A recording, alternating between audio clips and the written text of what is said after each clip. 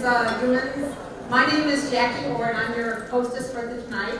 So if there's anything I can do to make your evening more special, please let me know. The first order of business tonight is to say congratulations to our 2019 grads.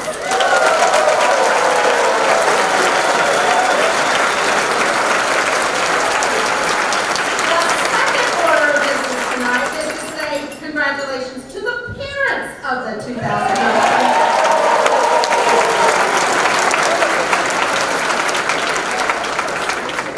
And the third thing to do tonight is to say thank you to the staff of IMSA and the faculty.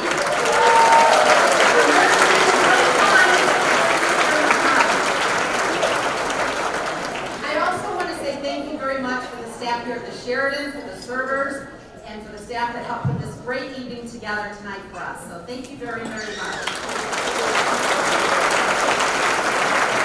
Now, about 9 months ago, a young lady came up to me and said, hey, how would you like to chair the senior banquet? It's fun and it's easy. That sounded pretty good to me, so I said, all right, I will. Well, let me tell you, it is fun. So I wanted to introduce last year's chair, who stood in his shoes last year, Maria Gafoot. Could you please stand?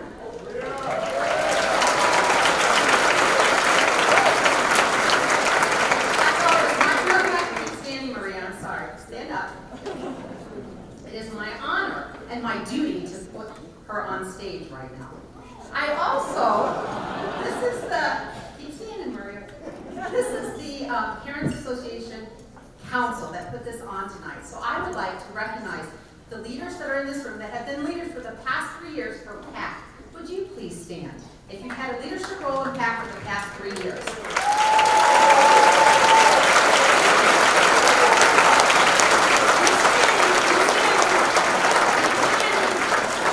Every parent that has volunteered for something at IMSA or at PAC, could you please stand? There's a lot of you out there.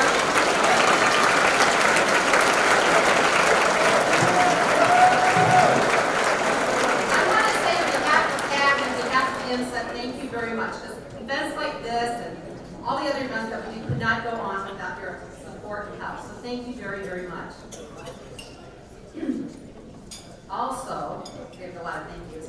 You know, I get to stand up here and talk, but there's about 30 people that were here yesterday and today that are behind me helping put this evening on, that you may never know their names. We've listed some of them in the brochures, and some people just showed up to help yesterday.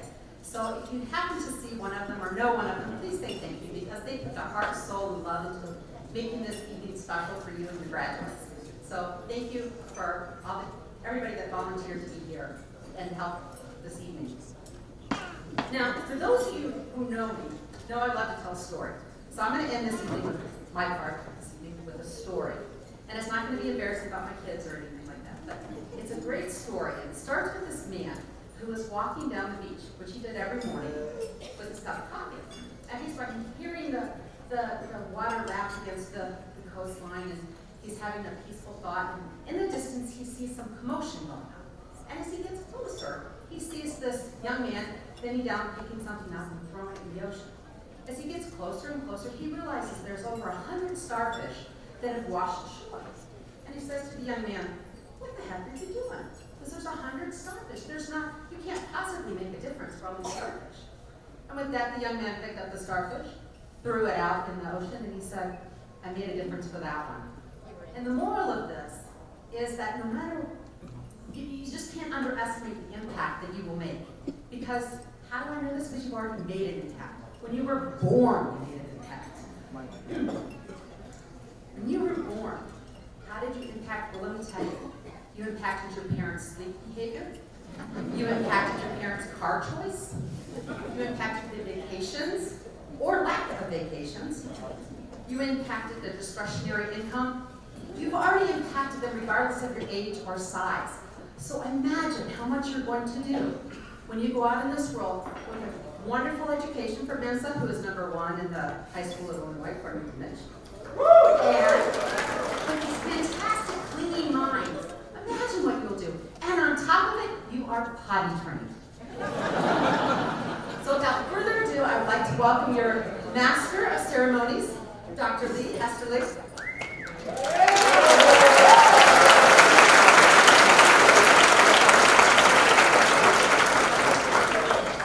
All right, thanks for coming. Go out that door. So, you voted for me. You all know that I'm a bit of an animal lieutenant, get things done kind of guy, so I assume that's what you wanted. And so you've asked for that. We'll work on that this evening. I actually have a broad theme to entertain you with, but don't get your hopes up too high. I want to first bring up our two, presidents. Well, we actually have three presidents in the room. We have the president that I'll speak about nicely, and that'll come in a little while. And then we have the other two presidents. We have the president of the student council. Are you here, Vinay? All right. You don't have to talk, right? Okay. So if you want to make, is everybody in the back there hear us? Because you're way in the back. No? Okay, good. So Vinay is going to go over and get us started.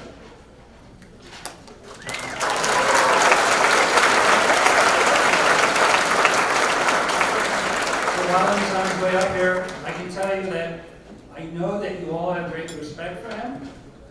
I know that he has, as president for the student council, made a real effort to be good at a job that is utterly unloved, but has a tremendous demand on it. I can't tell you how many students I've heard go after it. I didn't do what I wanted, it didn't do what I wanted, but nobody ever wants to do it. So he has striven for that. Although one of my first introductions to him was to realize that some other student had sent me an email. And in the new Gmail, you can have a picture up, and it was his face with a circle around it with a line through it. And I thought that seemed interestingly appropriate. At the same time, they have embraced him. I guess they like to give him a bad time. So, you'll enlighten us with something about student.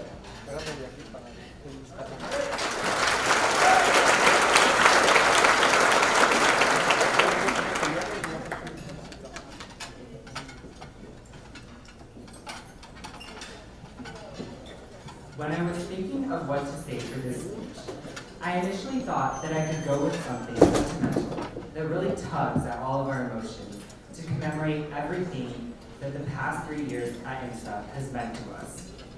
But I thought, I'll let my friends Kanika and Leah do that tomorrow. So instead, I wanted to use this time to play a little game. To make this speech, I've incorporated 15 senior quotes from the yearbook. So seniors, if you hear me recite your quote from the yearbook, I want you to stand up so that the audience can see who wrote which senior quotes. So let's begin. In the beginning, the universe was created. This has made lots of people very angry and been widely regarded as a mistake. That is, it was widely regarded as a mistake until you chose to be a part of the IMSA class of 2019, where you would bring joy to each and every student in the room. When you received a letter saying that you would be able to attend the Illinois Mathematics and Science Academy, you might have been elated, or you might have been unsure. But ultimately, we all chose to be a part of the class of 2019 because we saw opportunities ahead. We thought we could handle what was coming. But just like math, looks can be deceiving. When we took our first quiz at IMSA, started participating in clubs, and tried to make new friends, our lives suddenly became so much tougher than they used to be. At our old schools, we told ourselves, it's never too late to start procrastinating. But here at IMSA, that first LE1 essay was also the first time we pulled an all-nighter. As we wrote essays into the dark hours of the night, sometimes we'd start a sentence and wouldn't even know where it was going. We just hoped that we could find it along the way. But soon enough, we become marginally better with completing our mountain of homework on time. And within months, we began making close friends. After all, when two aliens find each other in a strange place, it feels a little more like home. So by the end of sophomore year, we found our place within the IMSA community. After spending the summer away from IMSA, we returned for junior year. With mounting pressure from more rigorous classes and increased club involvement, some of us felt ourselves eroding day by day. In such times of crisis, however, The wise build bridges, while the foolish build barriers. And so as Illinois' best and brightest, we did exactly that. We forged unbreakable bridges of friendship with each other, supporting one another as we struggled to balance 3 tests in the same week, when we couldn't handle being away from home, and when sometimes we even forgot why we chose to come to IMSA in the first place. Following each late night grind session, we would still sleep knowing that the sun would rise again, and we would try again. Between every sunrise and sunset of junior year, we put in the dedication to finish 2 successful years at IMSA. Then, fast forward to senior year. After we passed through the pressure cooker of college admissions, we began to relax, entering the famed SSS that generations above had previously reveled in. On-looking sophomores and juniors would point to us, the senior class, and say, "People say nothing is impossible, but they do nothing every day." But that isn't actually true, because in these past few months, we've hung out with our friends at the movies. We played card games, poker games, and Avalon to our heart's content. We had the time of our lives at prom, and we rode Raging Bull and the Goliath countless times at Six Flags. We've made memories together, and in all of those moments, the stories we told will never get old. For all of us, IMSA was a learning experience. We learned to be independent, we learned to be curious, we learned to work our butts off, and we learned to become friends. And if you don't already think so now, once we graduate tomorrow, we'll think that IMSA was worth it. Tomorrow, we will all feel the bittersweet tinge of leaving a home that has given us so much.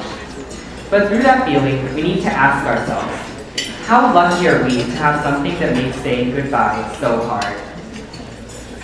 Sure, we lost many hours of work to IMSA, but the things we lost have a way of coming back to us in the end, if not always in the way we expect. Whether it be through the contributions of teachers, parents, RCs, and our peers, we've been insanely lucky to have encountered IMSA, a place where we've personally grown together for the past 3 years. College is also on the horizon. What's coming will come, and we'll meet it when it does. And even though we might be separated, that doesn't mean a thing, because IMSA isn't just a physical place. It is stored within our memory, and a special place within our hearts. IMSA will always be within us, no matter where we go. As the famous Pokemon trainer Brock once said, "A Caterpie may change into a Butterfree, but the heart that remains inside is the same." Similarly, our physical homes will change from our current dorms to our college dorms, but the kindness, intelligence, and strength we experienced at IMSA will forever be a part of who we are. Thank you.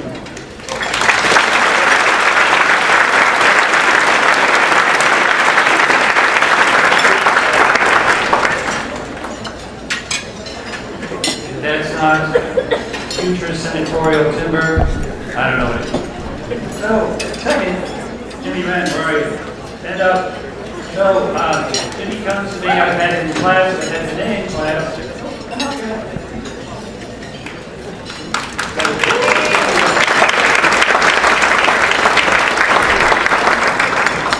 I didn't know he had this position until the other day. I was shocked because I didn't think he was that responsible. But now I know he is. Actually, he's done a really good job because the ability to have the prom they have and all this other work, I would actually tell you, I'm sure this is sacrilegious, but his job is harder than the president's job. He has to work for years, right? He has to work for 3 years to make this possible, all this senior at the end of the year stuff, all that involved. I'm often contacted by class club people, and I'm never contacted by student government people. There's a lot of work here, and I think that is unsung in a lot of ways. And so I remain president of this. I won't mention his reputation for something else that involves teeth, but we'll go from there.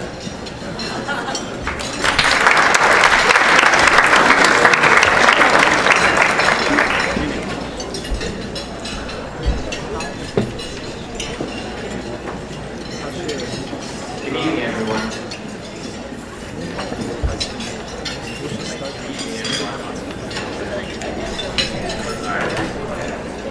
Good evening, everyone. Thank you everyone for coming to the senior banquet for the class of 2019. Congratulations to all the students for their accomplishments for the past 3 years. What you have all done is incredible. But really, you wouldn't be here without your parents and your parents' help. This is one of the few times during my IMSA career that I've seen all the parents here with their students. We all come from all over the state. And before I came here, I didn't even know about places like Carbondale, Peoria, or Champaign. You see, I've lived in the Chicagoland area for my entire life, and this place really has given me the privilege to get to go home every weekend from IMSA and be with my family. During my time at IMSA, I didn't know what I was doing until my mom gave me the chance to relax at home and let my mom cook for me and give me food that isn't IMSA. Even during the week, my mom managed to do even more for me. Hey mom, can you stand up please?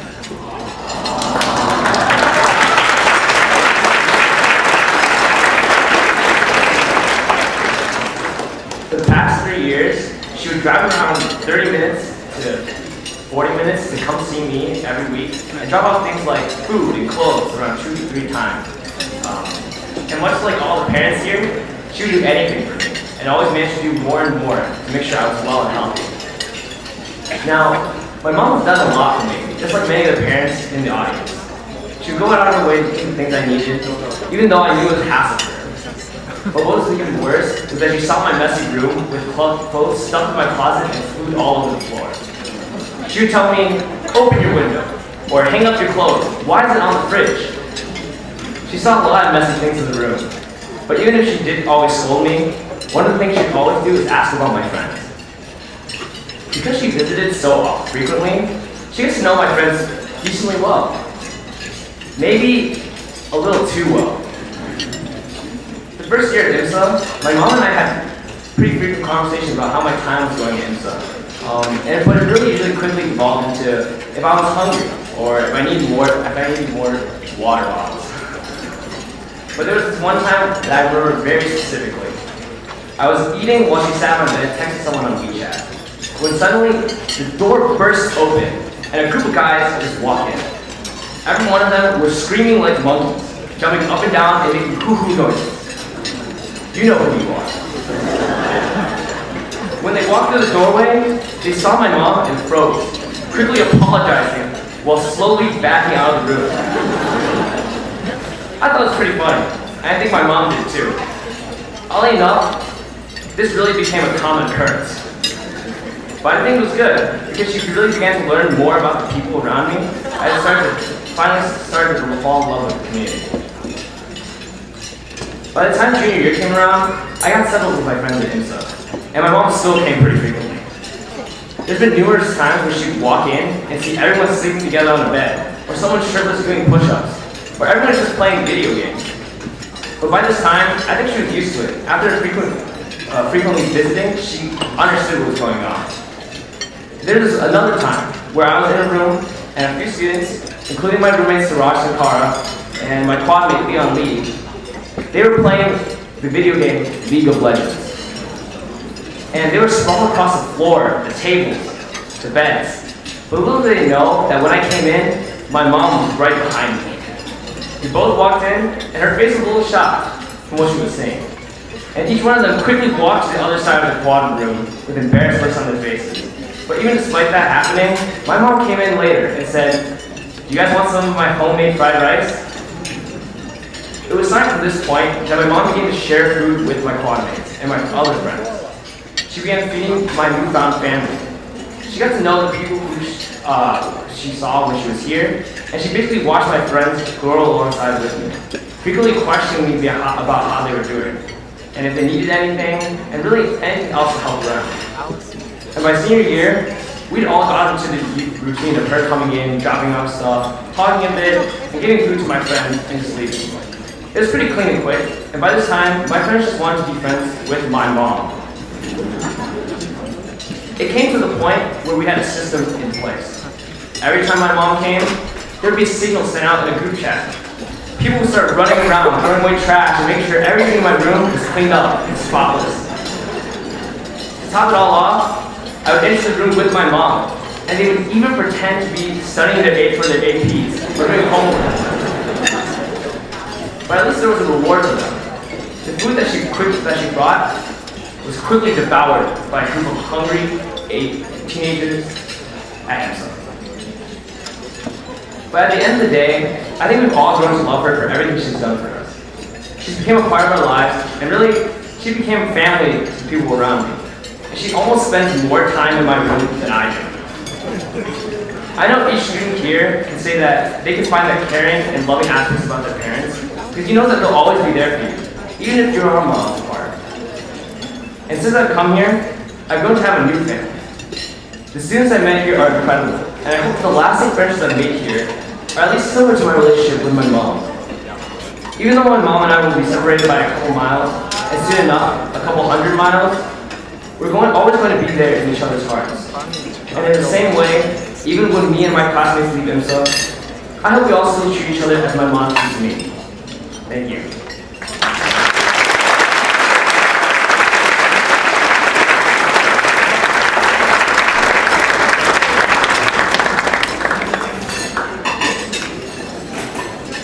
Okay, I'd like to go first before I will inflict a few remarks on you for myself. First, let me call something to you. All the seniors, just stand up. Good for you. Stand up, stand up, stand up. Stand up. So I can see you not standing up. I know what you are. Good work. You're the best at Illinois that applies.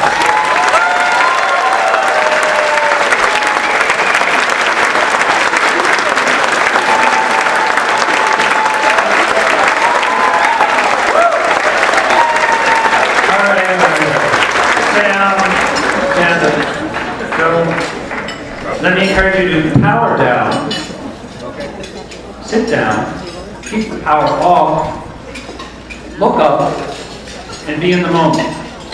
Can I ask any of the parents or guardians who have an immediate child to please stand up? It's good for you, stand up, we're quick enough, it's good. All right.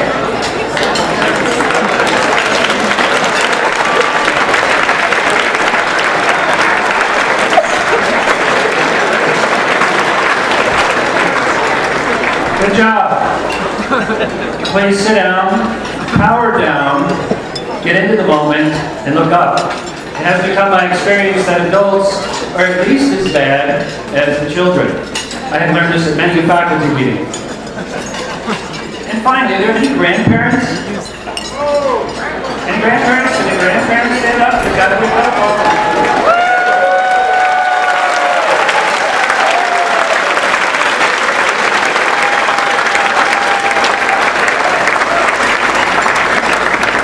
You have twice the amount of work involved, and so you get double the reward. And for some reason, we seem to forget those folks. So, what I'm telling you before I talk for a couple minutes is to be in the moment. I know it sounds like I'm talking over a small sword battle in Game of Thrones.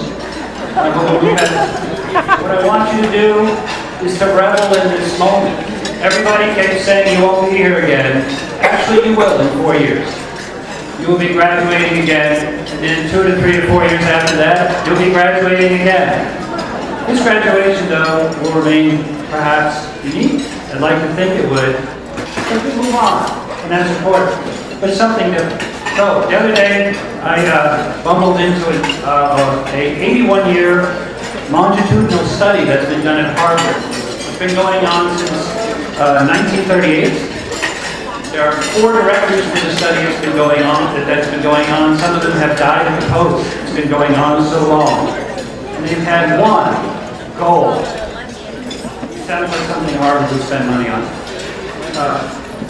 The big question, what is it that makes people happy in life?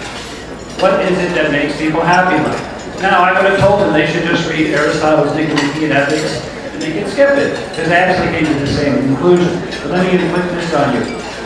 They look for what happiness is. What can it mean? What makes people happy? They came to one core conclusion. They came to one single call-out message. Life is relationships. that there is, after that, everything else, but relationships are everything. I suspect a lot of you think you know that, you probably do, and we often engage that. We often talk about it, people will talk at you about it, but it's complicated. What is a relationship? So according to the OED, I went all the way to the top, I skipped the Google dictionary because as you all know I hate it. The way in which two or more people or groups regard or behave towards each other. The way two or more people or groups regard and behave towards each other. So, effective relationships, notice that word, keyword, effective relationships make you happier overall. They protect the brain because they reduce anxiety. You feel like someone cares. You feel like someone has your back. They make you feel safer. They make you healthier. They improve your memory. You will live longer. Statistically, it's true, unless you hit by a bus. But bad relationships are like being alone, if not worse. The advice I saw, try to fix them. Not a bad idea. We don't usually think about that. We usually think about lovely through. And you should fix them. And my advice at this point, if you can't fix them, move on. There are more people, there are more interactions. You will, in the 3 months, make a whole new set of friends. Take the ones you have around you, but don't look at them as permanent. Everything will flux, and you will have new friends. In the 3 months from now, for those 4 years, and then when you go on to other schools, you will have new friends again. They're actually talking about the fact that people, when they retire, this will be good for Dr. Kiley, that when people retire, they actually then meet a whole new, they move from what they call their group friends to their play friends. So I guess Dr. Kiley will have to find play friends. And Dr. Skinner. You can't hear me over the food. Relationships require work, a lot of work.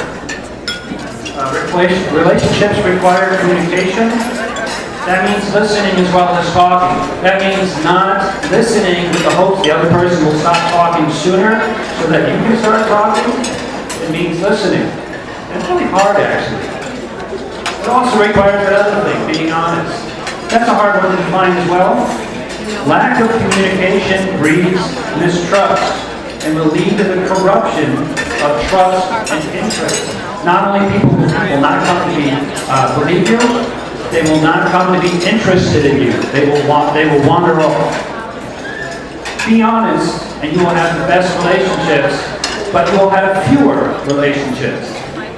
You will not have more by being honest, I guarantee it. But you will have better ones. So there are 5 kinds of relationships. Relationships with self, family and spouse, friends, intimate ones, we'll leave that alone, and fifth is I call other or professional relationships. I'm going to come back to that because that's my theme for the night. The first relationship with yourself is essential. If you hate yourself, you'll hate the world. You'll never get off the starting point. The second to the fourth relationships are the most rewarding and the most challenging. They can be magical, and they can make you, if they're not very good, well, let's just say they can make you unkind. They require habit. They require you to then engage with people. They require you to be forgiving. But they will, as Aristotle tells us, make you happy. But right now I want to talk about the other one. What I want you to do, you just listen to 2 people talk who you know pretty well. Some of you know better than others. Clearly, Jimmy's friends who are in his room eating his food all the time know him really well. What's their relationship on that chart? As each person now comes to speak, including myself, what is your relationship to that person? Think about the relationship you have with each person around the table that you're sitting with. What is it? What drives what they see the relationship with you, and what drives your relationship with them? Is it real? Is it perfunctory? Is it professional? Is it intimate? What is it? Do you even know? And when we look at the other people, and when you look at the people on stage, do you actually know anything about them? Or do you just invent for them a personality and a meaning based on what's convenient? Or have you tried? And I would argue that we need to look around you in the immediate sense and try. Do you actually know who you're engaging with? Now, having told you all that, I have the privilege to introduce Dr. Torres. So I'm going to set this up. I want you to think about each one of the speakers as what I'm talking about. So Dr. Torres, as you know, is the third president in our presidents, as the president of IMSA. Think about what his relationship is with IMSA, and then you are part of it, at least for the next, 36 hours, 24 hours. And then as alumni, which means the rest of your life. When you wake up on Monday, you'll still be alumni, and you will be forever. He has to worry about how the state legislature looks at IMSA, how it decides on funding, and they're not always that forthcoming. Not always that forthcoming with money. He has to answer to the IMSA Board of Trustees. He has to manage faculty, which is a challenge. He has to manage staff, that's a lot of work. And he has to deal with residential life. His relationship, I would argue, therefore is more institutional. And as he can manage it, it becomes personal. But as you look at him, and as you look at as we move forward, think about your relationship with this person.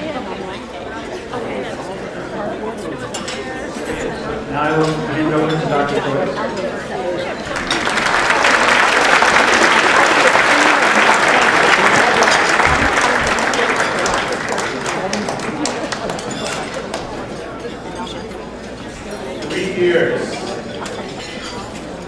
3 years ago, you were just entering IMSA, and one IMSA location later, remember the IMSA quarantine, as you call it, one polar vortex later, where we had to close the school. I think it was for the first time in its history.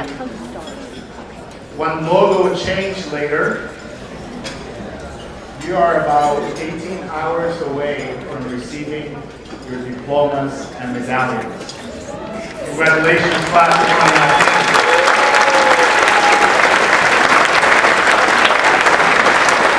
Congratulations, parents. And I want to thank again Jacquie Orr and the selection and the committee that put this together. Please give them a hand. They worked really hard.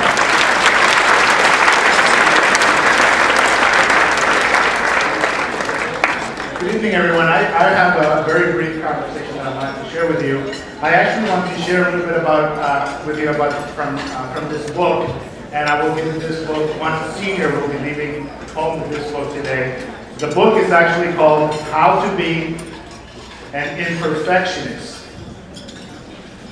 The subtitle is "The New Way to Self-Acceptance, Fearless Living, and Freedom from Perfectionism" by Stephen Guise.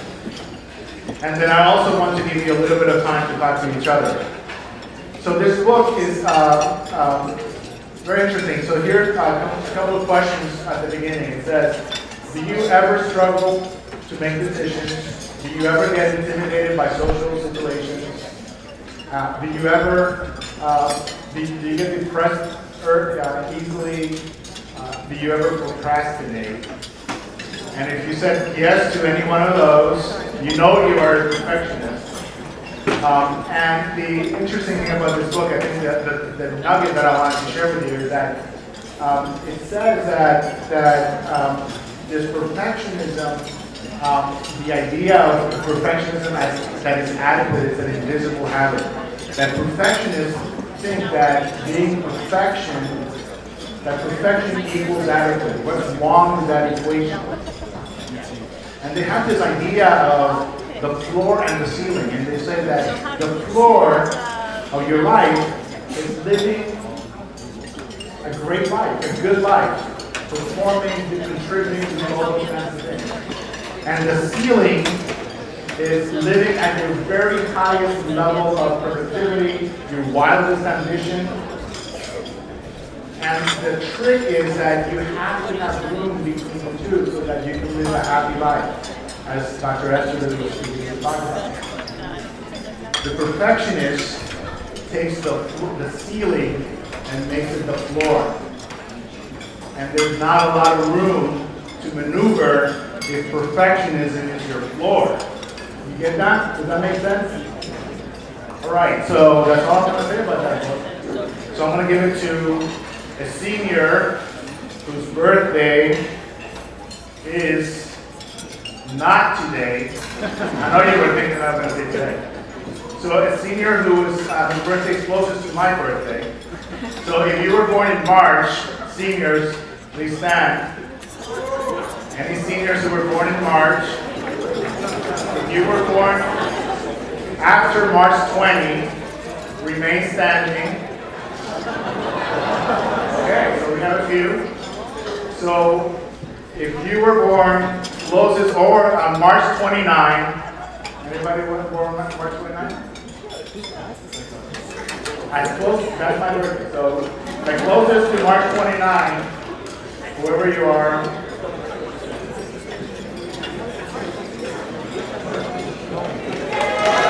Hey,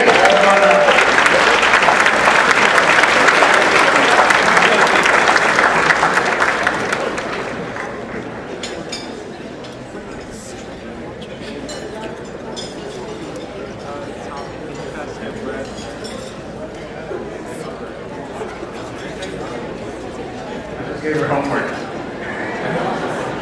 I would like it. Okay, so here, that was it. I'm not going to say more about that. Now, the second part of my conversation is something that I did last year, and that it's going to become my traditional senior banquet conversation, and that is to give you some time to talk to each other. Several years ago, at commencement of 2017, I gave the commencement address. I talked about the cost of going to IMSA. And I did not talk about the actual monetary cost, but if you're interested, it costs about $30,000 a year for 3 years, and if you want to pay it forward, you can to IMSA or the IMSA fund, this might be commercial. But I did ask, what does it cost students to come to IMSA? And I answered that by saying that it cost them their egos and their pride. Because before coming to IMSA, they were the brightest, the smartest, the student that was #1 in their school. They didn't have to work hard. They hid their smartness. They could procrastinate as much as they want, as was shared earlier.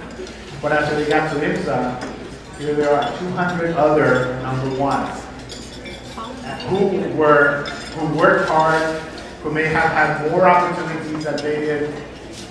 And so it cost them their ego and their pride. What does it cost parents to come to IMSA? And I've talked to a few of you before the banquet tonight. It costs you your children, didn't it? I mean, for your children left 3 years before you were really ready for them to leave and go to college. So I often say that it costs your children, and that in a sense, parents became premature empty nesters. And so finally, it costs students and parents time with each other. And so what I'd like to do is I'd like to give you a little bit of that time back. And so this is how we structure it. You're welcome to, you have a way to talk to your child, students, if you have a way to talk to your parent, or your grandparent, or grandmother, abuela, abuelo, babushka, nona, whoever you want to talk to them, you only have a very little bit of time, and you're not going to go and say, oh, this is great. I'm going to give you a formula to use if you don't have a way to talk and share these. So my wife and I, my wife usually comes to these, but she wasn't able to come. We use a phrase or an acronym called FANO, F-A-N-O. And so it starts with, F is for feeling, A is for appreciation, appreciation. N is for need, and need that you personally have, and O is for ownership or obligation. And so last year I actually brought my wife up here, and we actually modeled it for everybody. My wife, around 4:30 this afternoon, she called me and texted me and said, I locked my keys in the car. I'm not going to be able to make, I'm going to get there really, really late. And the way she said that, I could tell that she wasn't very enthusiastic, thinking that she wanted to come. So I said, oh, don't worry, I know it's going to be late, so, I'll see you tonight.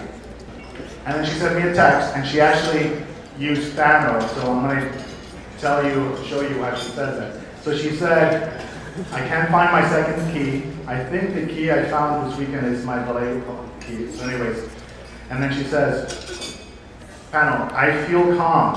I don't have to rush. A, I appreciate that you are so understanding.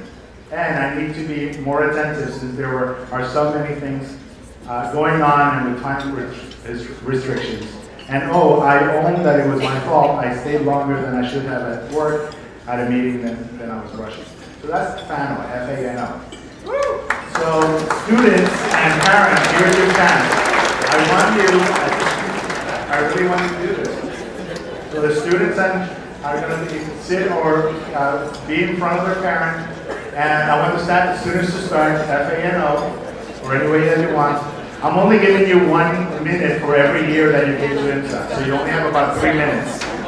Dr. Hernandez is going to get your attention when the time's up, but this is your time to connect with your parents and with your child right now. Go.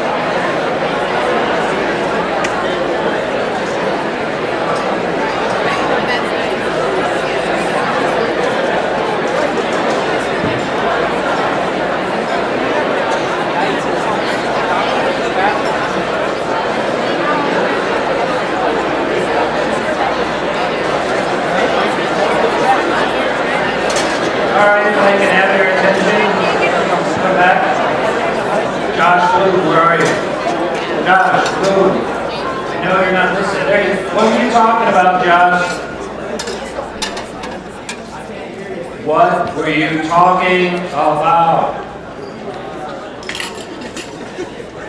You're visiting with friends? That's a good start. And so this is like a repeat of a number of classes, me calling out Josh and Josh going, what? So I'm used to it. So now let me introduce our principal, Dr. Bob Hernandez. He's actually not booked at the moment, so we have him here today. This is good. That's a faculty joke, so if you don't get it, it's okay. The three of us think it's funny.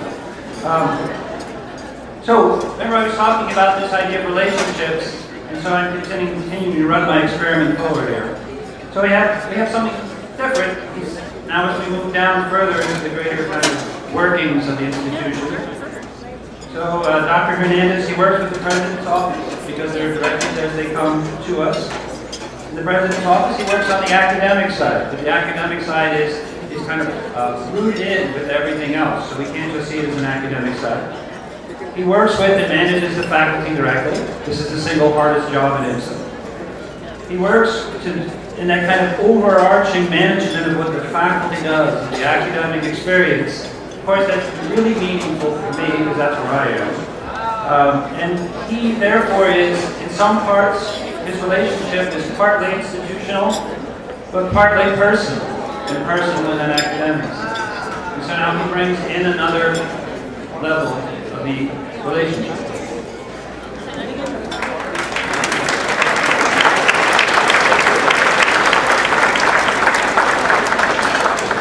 So, good evening. Good evening. Thank you. So this is the 31st class we have graduating from IMSA. Our first class graduated in 1989. And so your class is a part of history. And so that's what I was kind of thinking about tonight, is about history and what's been going on. And there was something that made history this past year. And I want to give you a brief background about that. So, my mother-in-law, she got into this show. And this was 10 years back, and my mother-in-law, who passed away this past year at age 78, so she was around 68 when this show started. And she started talking about it. She was so excited that she did these sayings from this show, and I'm like, what are you talking about, Dolores? She goes, oh, Bob, you'll love this show, you'll love this show. And so I saw the first show, and I'm like, no, I'm not doing this.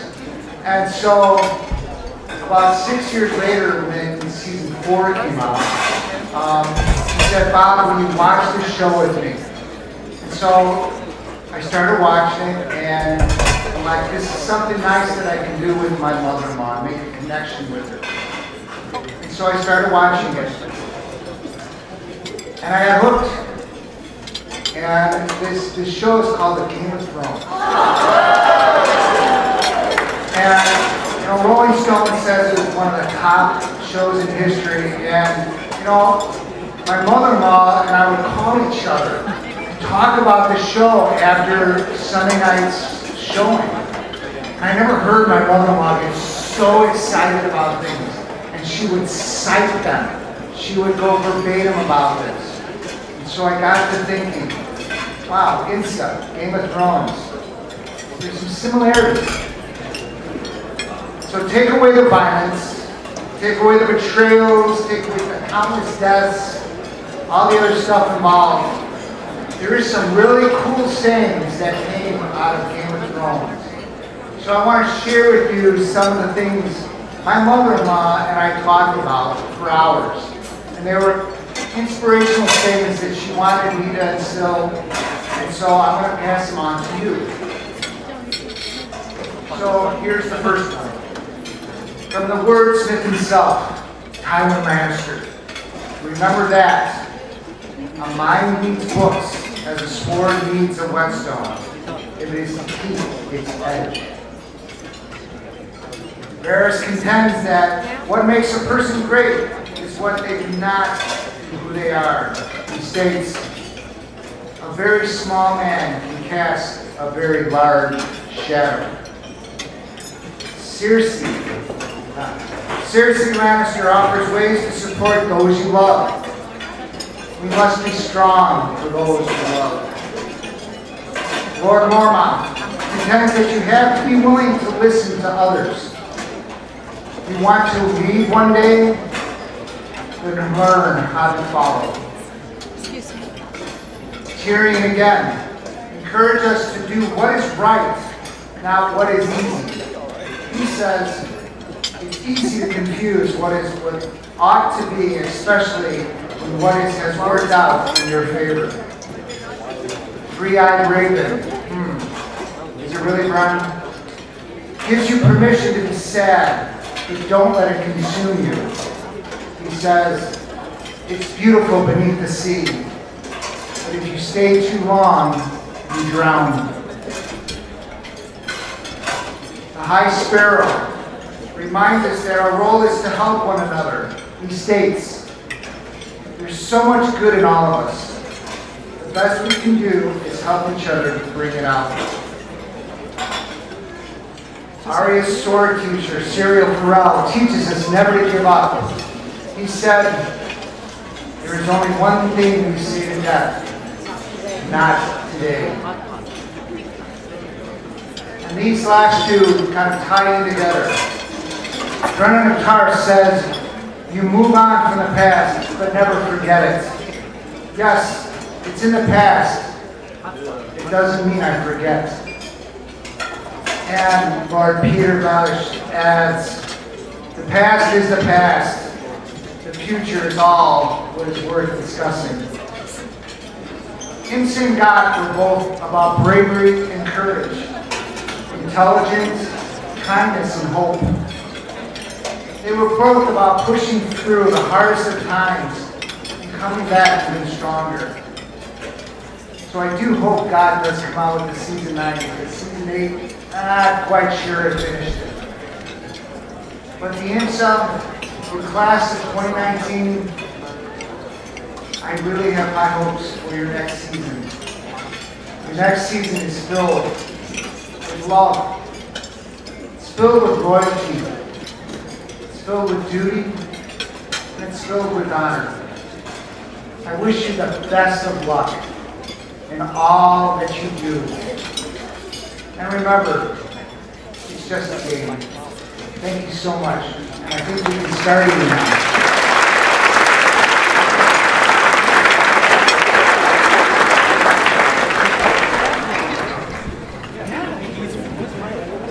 So I spent 18 years trying to follow that up. Perhaps one good thing when you're retired, I don't have to try that argument. You don't even have to try it. He's not here to. As you can tell, that's what's moving on from us. So the rest of us will try to step up and fill it. While I'm talking about that, speaking of somebody who I think has become an essential part of IMSA, so I've been there longer than him by several years. I know when I first encountered him, based on his exuberance and his backpack, I thought he was a student. I'm still not convinced he's not. But I have tremendous respect for Peter John. He always is the one physics guy who has a sense of humor about it. When I, on many occasions in class, have talked about physics as kind of welfare for people who can't do chemistry and biology.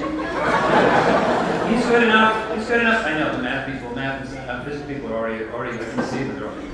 I'm going to invent a time machine. You won't be able to say that in the future. But he's always good enough to take it as a good joke. Matter of fact, he usually agrees. I actually think that's a tremendous sign of thoughtfulness. He too is intellectually generous. He too is immensely helpful. There's many things that we've done and worked on together.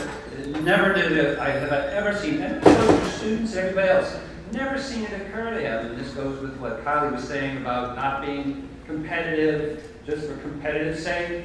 I don't think it ever occurs to him that there's anybody somehow competing at the institution. I think he always sees us as working forward. Now, let me come back to my institution part of it. So he teaches lots of classes, lots. I have no idea what he's doing, but that's why I'm the story. He runs 10 tons of SIRs. Some of you have experienced them. Again, those are all things that he does out of his interest in making students go. Same thing with Kylie with independent study.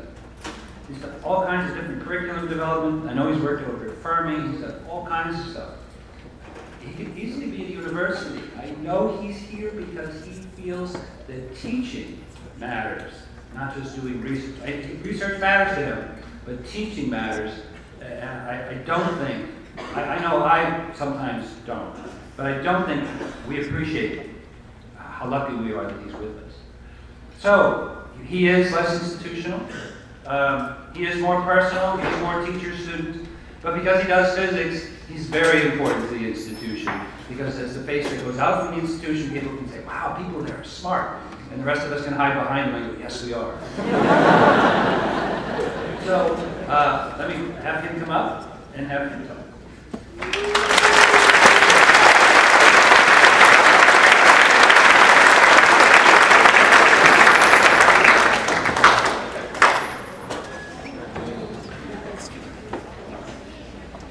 Well, I do not know how to follow up with such a good introduction. And well, why did they put me after Dr. Hiley? I should have done first, it'd be a lot easier. Well, here we go. Want to know a secret? I love answering student emails. Okay, you want to know what? You know when I answer them, right? People who've had me, when do I answer them? Late at... that was really good. Yeah, I actually did that once. I actually answered one of their emails during the final. What are they going to do? No, I answer them late at night. Right? Do you know why I answer them so quickly late at night? It's because late at night is when I'm grading. And when I'm grading is when I need an excuse to procrastinate.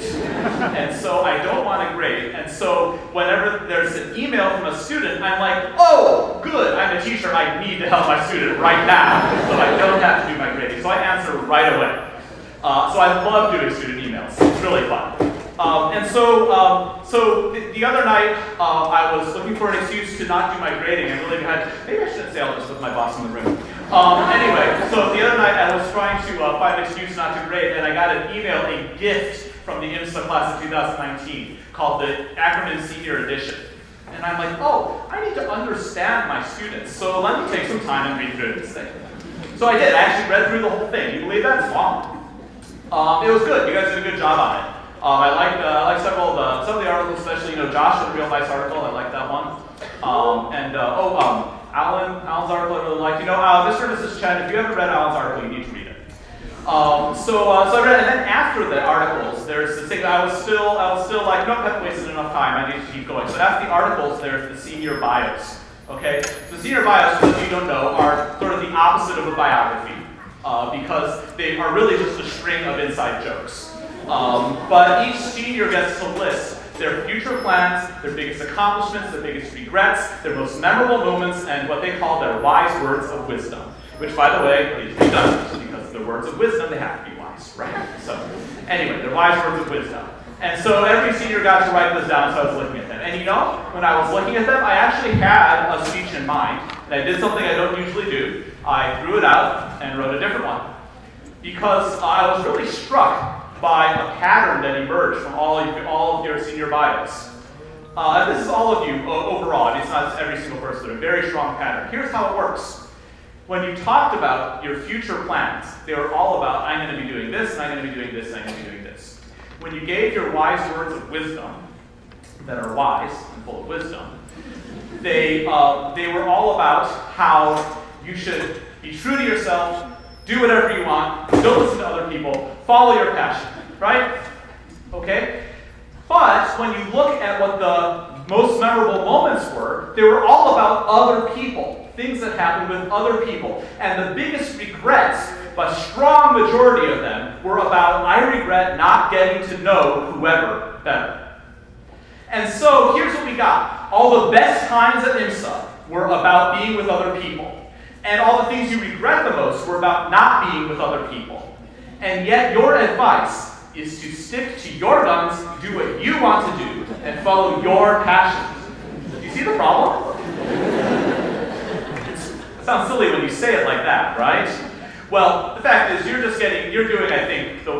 reacting the way we've raised you. I think we, not just IMSA, but as a society, have raised you to be extremely self-centered.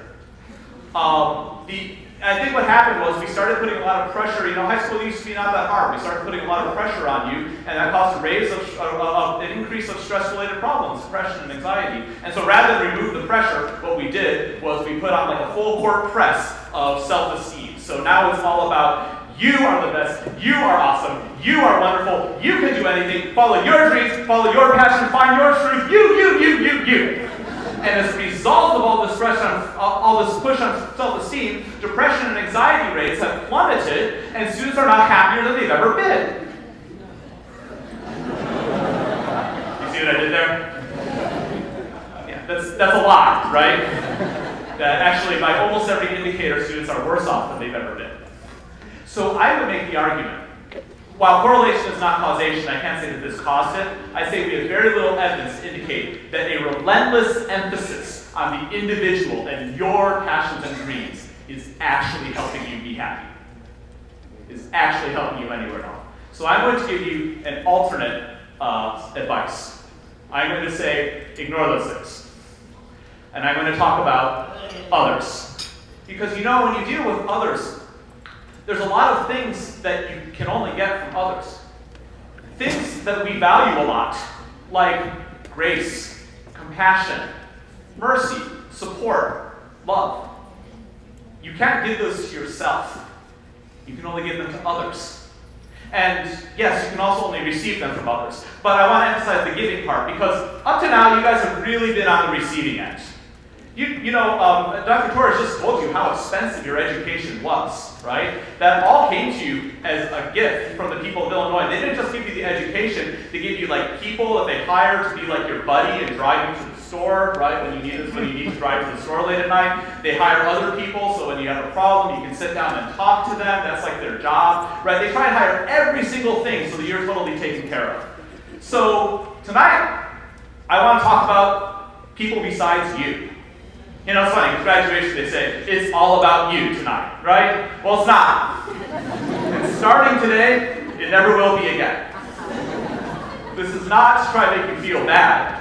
It's to try to open you up to how rich and full a human life can be when you are focused on things other than yourself. So, what do I mean by that? Well, we always say follow your passions. You all know we're lying, right? Because, my passion is sitting on the sofa binge watching Netflix shows. And so you tell us that, and we say, shut up, kid, go get a job, right? So we don't actually mean it when we say follow your passion, right? We really mean choose from one of these 10 socially allowed jobs, right? So, and maybe that's part of the problem, that you don't really believe us when we say these things. But I would say, a lot of you made it clear that your passion is making large amounts of money. I can respect that. But I would say there's more to it than just what you want to do. You know what the problem is? All that money you plan on making, you've got to spend it on someone. You say, easy, I got to spend it on myself. Turns out that actually gets old real fast. Eventually you get bored of buying nice things for yourself. It gets unfulfilling. It gets empty. You need something else. You need other people, not for what they can give to you, but for you can give to them. And so I would say, don't follow your passion. Do something that is actually good for people. And if I give you some practical advice on that, ready for this one, you're not going to like it. Actually, surveys show that you really don't like this, because I'm doing something that's that every generation becomes less and less popular. So you're expected for it to reach a new low. But my advice, get married. Told you wouldn't like it. So, why do I say that? You know, you don't get married to be happy. Of course you'll be happy. Don't get me wrong. Let me finish. Let me finish. Of course you will be happy some of the time. Look, you've all been roommates with someone. Are you really always happy with them? Right? Of course marriage will make you happy some of the time, but it won't be all of the time, because that's not what life works. But when it ceases being happy, that doesn't mean you stop. Right? Marriage is not something you enter into just because of your own sake. It is instead a declaration and a commitment that my life is no longer just about me. That I am going to willingly join myself to someone else, and from here on, it is not just about me, it is only about us. And that means I'm going to have to do things I don't want to do, and not do things that I want to do. And I'm going to do that because that is what we call love. You know, high schoolers hate that word too, right? We have other weird euphemisms like, but like, you know? Or we have, you have a crush on someone. You don't like to use the word love. It seems too weighty, but it's the right word. love, it's often modeled as something that happens to you, like some kind of natural force, something you fall into. Sometimes it's like you fall in love. Fall is a very negative term, right? Something falls into disrepair. You fall off a cliff. You fall in love, right? It's reasonable. When I first, there's this one time I was in a church meeting and this nice young girl sat down at the piano and began to play, and then someone said, "That's too low. Can you play it higher?" That requires you to transpose on the spot, which on a piano is very difficult. Okay, you have to not just be a good pianist, you have to be very, very quick thinking, good at studying, good at theory. And then she did it, and I was like, ooh. I'm like, and she's cute. Okay. Well, then what happened was I asked her out. She said no. I waited 4 years. I asked again. She said yes. Okay, now we're married. But maybe there's a lesson in that too.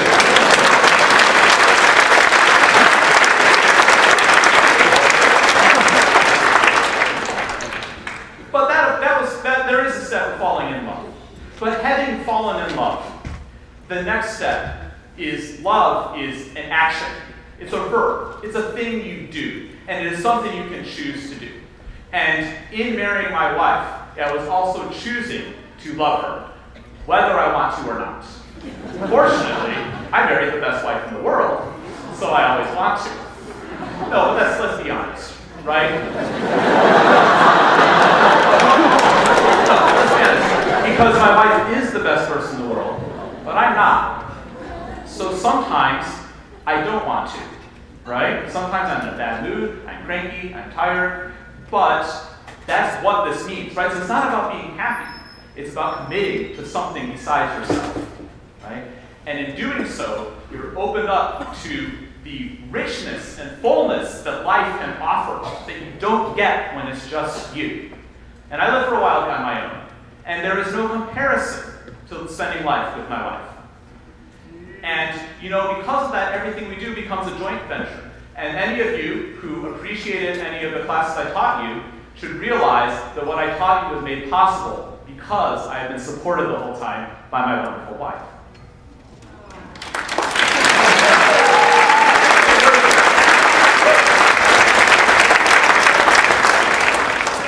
So I say, you should do that too.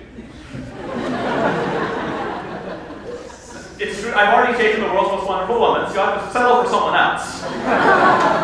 But at the same time, even not because it'll make you happy, but because it'll make you content. It'll make you fuller, richer.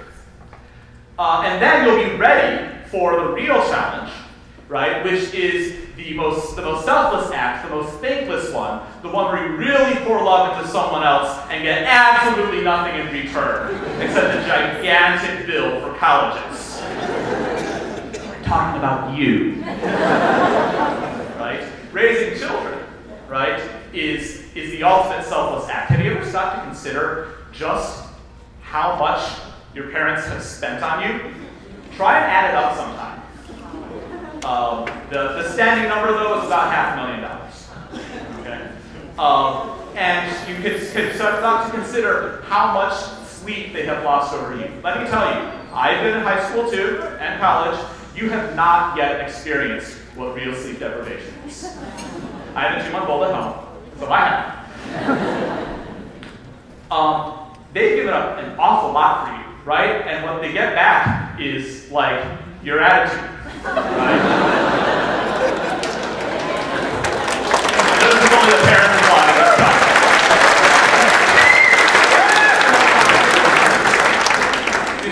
I know some of you have parents who are or who did formerly stay at home to raise you. Do you realize they're smart? They're capable. They could be doing other things. It's not like, oh, I can't do anything else, so I'm going to be a stay-at-home mom or dad, right? They could do other things. They had their own best achievements and their own future plans, and they gave that up to be with you because they found something that was more important. And so realize you have your plans for the future, but for your parents, you are their future plans, their biggest accomplishment, and on some days, their biggest regret.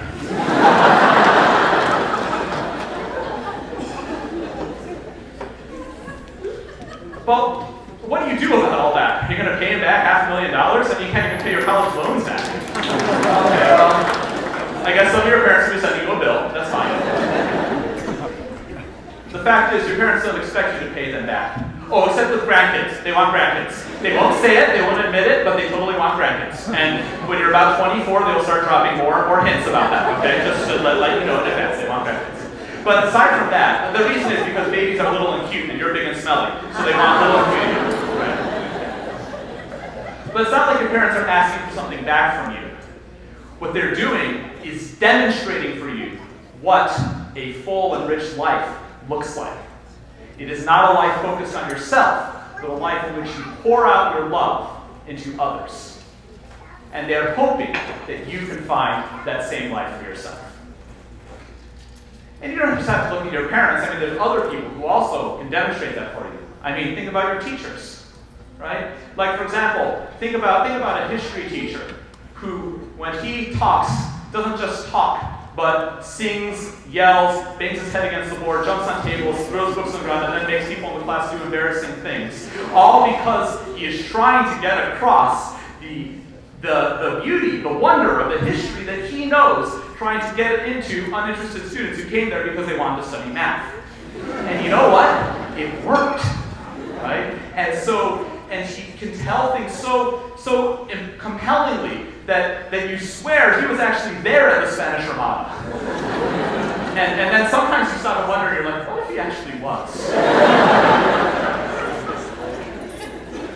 Or consider another history teacher who, when he comes into the classroom, has so many things to say, right? Has so many connections to draw between different parts of different parts of history, to show the continuity of the history of ideas, to show you how one thing leads to another, the connections between things, and also to share a lot of really bizarre, funny stories at the same time. So it's like being in this deep philosophical session at the same time as you're watching a stand-up routine. And this is someone who cannot possibly say no to someone who says, I want to talk to you, no matter how much time it takes. We call that love. And let me tell you, I hope you were paying attention, because if you go to college, you are highly unlikely to ever have a history professor as good again. And neither is IMSA.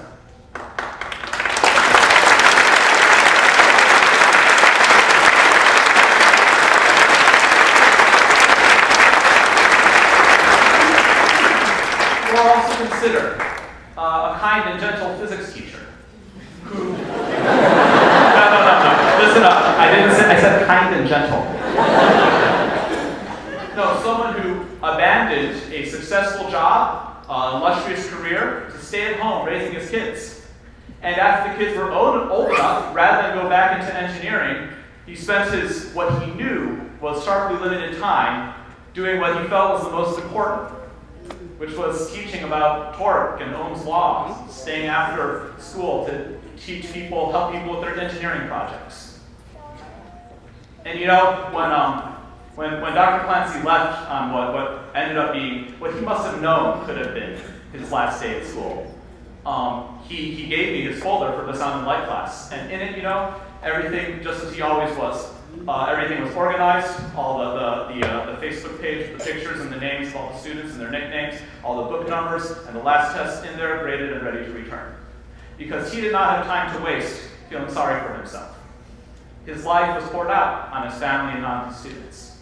And you know, despite the fact that leaving IBM and leaving a job with a PhD in chemical engineering must have been a huge pay cut, he always seemed like the happiest person in the building.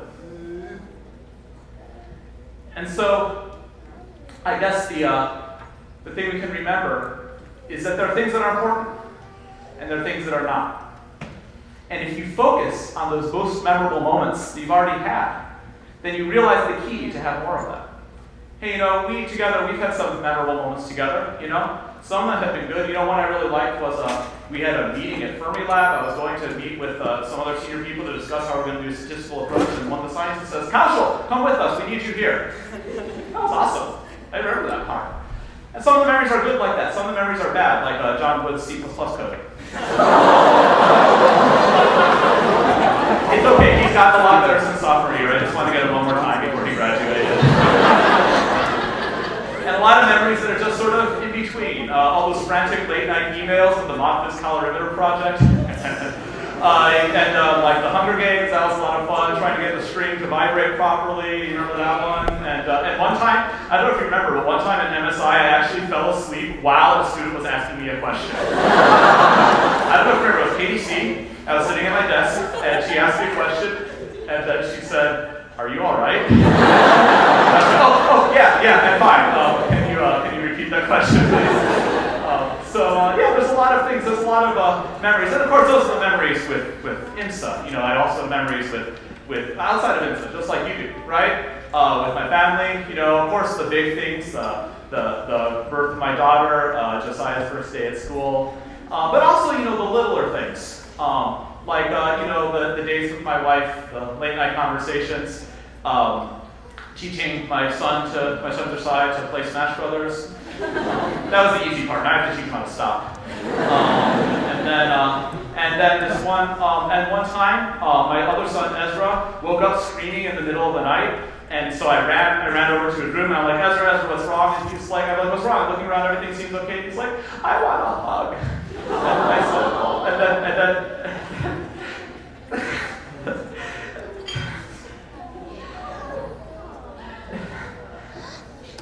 you know.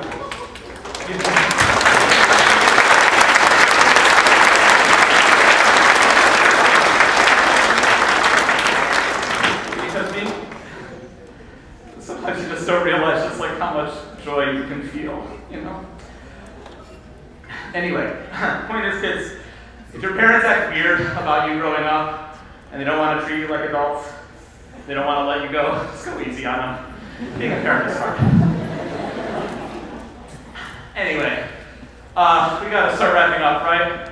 Let me give you my wise words of wisdom, which are wise.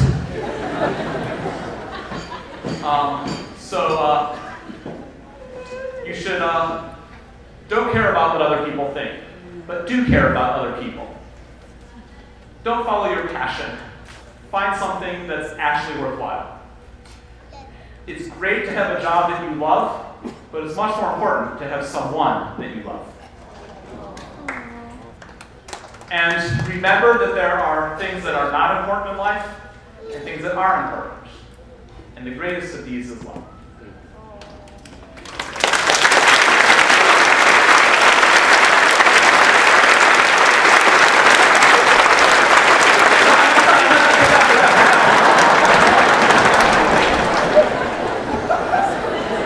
I'm almost done, okay? Please, class of 2019, allow me to give you one last thing. I tried to do what I can. We all have, right? We tried what we could. It's too late now. This is my last chance. Let me give you my blessing. This is an ancient Hebrew blessing, but at the same time, it's also my blessing. Class of 2019, the Lord bless you and keep you. The Lord cause his face to shine upon you and be gracious to you. The Lord lift up his countenance upon you and grant you peace. Because things like that, blessing, grace, peace, don't come from within you. They come from around you. And I want you to experience that. So, grades still aren't done. They're due Wednesday at 5. That's 56 hours. I got this. It'll be fine. It may take some late nights, some sleepless nights to do it, you know. And someone might reasonably point out, someone in this room might reasonably point out that maybe I should have spent more time on my grading and less time on this speech. But you know what I think? I think it's worth the sacrifice sometime for people you love. Send me an email sometime.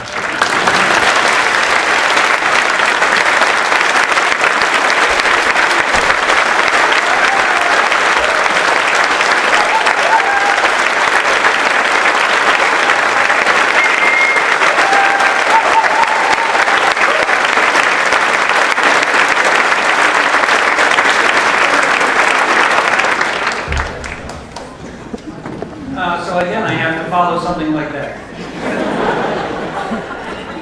I don't believe he fell asleep. There's just no way that he fell asleep. There's just no, I have never seen him traveling around. Maybe.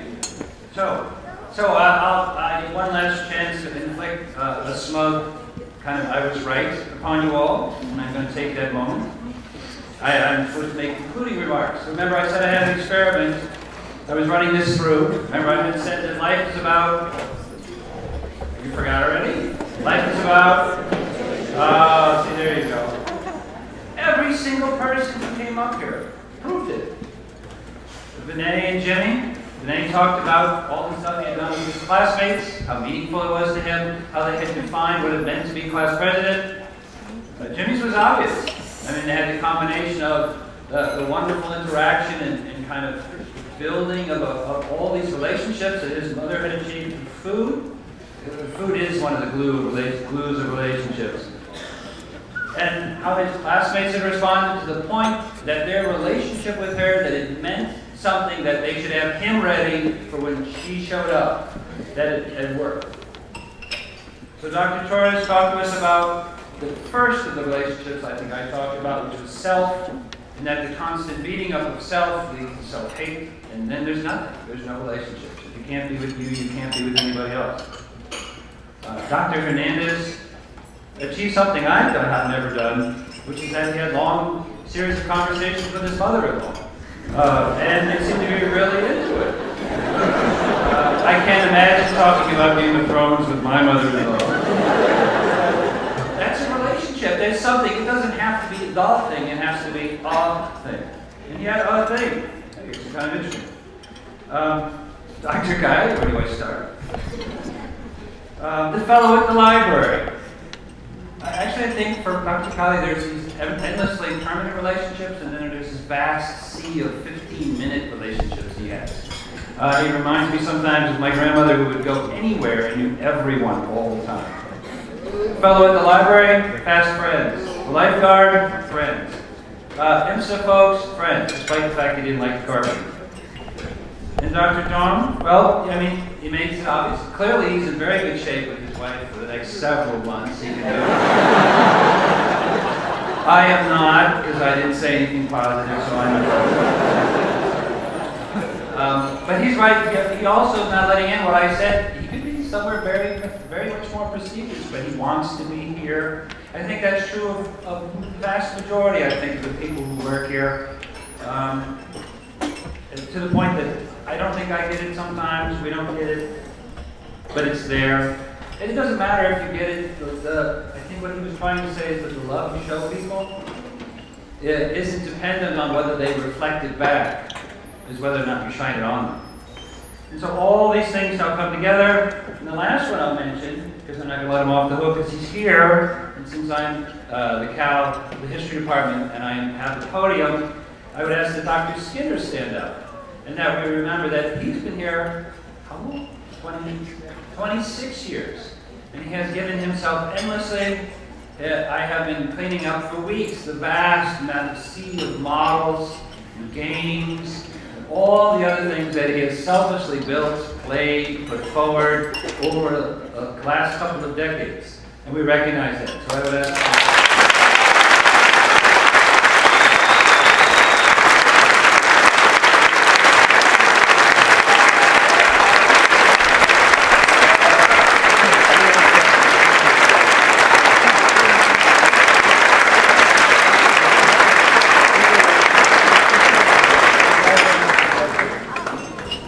So now that we've achieved Aristotle's eudaimonia, we have happiness and contentment, we can reflect back on that moment and realize that we are.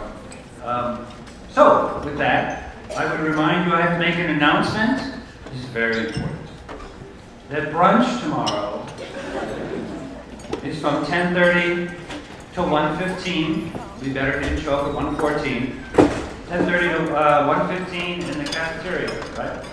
And that we will be lining up to go to graduation. Lining up. I bet that's first. Now, so we should all be, we should be there at 1:45. So you should think like 1:35. and be there at 1:45 because the buses will go. Please remember to bring your gown and your hat. Please remember not to bring your phone. Don't bring your phone. Don't bring your phone. Don't bring anything else either. Pens, papers, boxes, bubble gum, firearms, lighters, the rest of it. But, okay, so those two things. And as I would bring this to a conclusion, I'm supposed to also, I know we're going to have a dance floor. So I suspect while they're moving that into position, before I forget, let me, do you want to, Ms. Orr, did you want to speak for a minute? I think we should thank Ms. Orr, mother of Maxwell Orr, who will be here next year, for all of her work and all of the efforts they put in.